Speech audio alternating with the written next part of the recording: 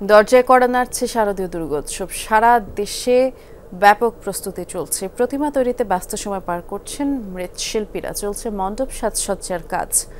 দুর্গাপূজা উপলক্ষে প্রশাসনের পক্ষ থেকে ব্যাপক নিরাপত্তামূলক ব্যবস্থা নেওয়া হয়েছে। এলএমই সার্টিফাইড বিশ্বসেরা কপারে তৈরি ওয়ালস এন্ড কেবলস, যা আপনার স্থাপনাকে রাখবে সব সময় নিরাপদ। চলছে প্রতিমা তৈরির কাজ। খড় দিয়ে অবয়ব গঠনের পর দেয়া হচ্ছে কাদামাটির প্রলেপ। একটু একটু করে তুলির আঁচড়ে রঙিন হয়ে উঠছে দুর্গতি নাশিনী। চারিদিকে দুর্গাপূজার আগমনী বার্তা।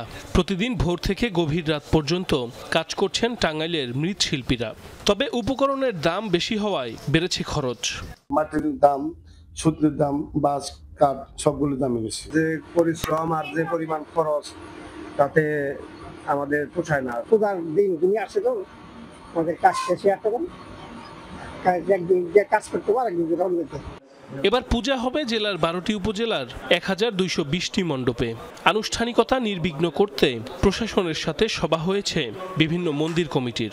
প্রতিটা মণ্ডপে সিসি ক্যামেরা এবং স্বেচ্ছাসেবক বাহিনী গঠন করা বা আমাদের প্রত্যেকটা মন্দিরে পাহারার ব্যবস্থা, এগুলো আমরা জোরদার করেছি। অধিক গুরুত্বপূর্ণ কিছু জায়গাগুলোতে আমাদের সরাসরি জেলা পুলিশের সদস্যরা উপস্থিত থাকবেন এবং কিছু এলাকা ভিত্তিক কিছু পূজা মণ্ডপকে কেন্দ্র করে আমরা মোবাইল টিম, আমরা প্রায় 155টি মোবাইল টিম এই জেলাতে আমরা কার্যকর করব, যারা কিনা পূজা মণ্ডপকে ঘিরে আইন শৃঙ্খলা পরিস্থিতি নিয়ন্ত্রণ করবেন। ঝিনাইদহেও পুরোদমে চলছে দুর্গোৎসবের প্রস্তুতি। 7টি বেড়ে জেলায় এবার পূজা হচ্ছে 442টি মণ্ডপে।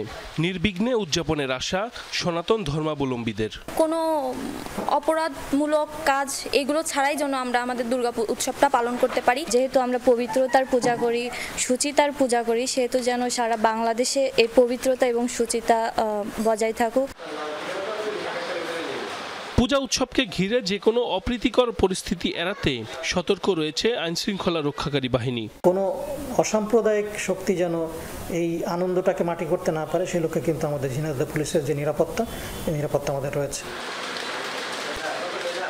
এবছর দেবী দুর্গার আগমন হবে গজে চেপে, আর মর্ত থেকে কৈলাসে গমন করবেন দোলায় চড়ে। সাইফ আহমেদ, যমুনা নিউজ।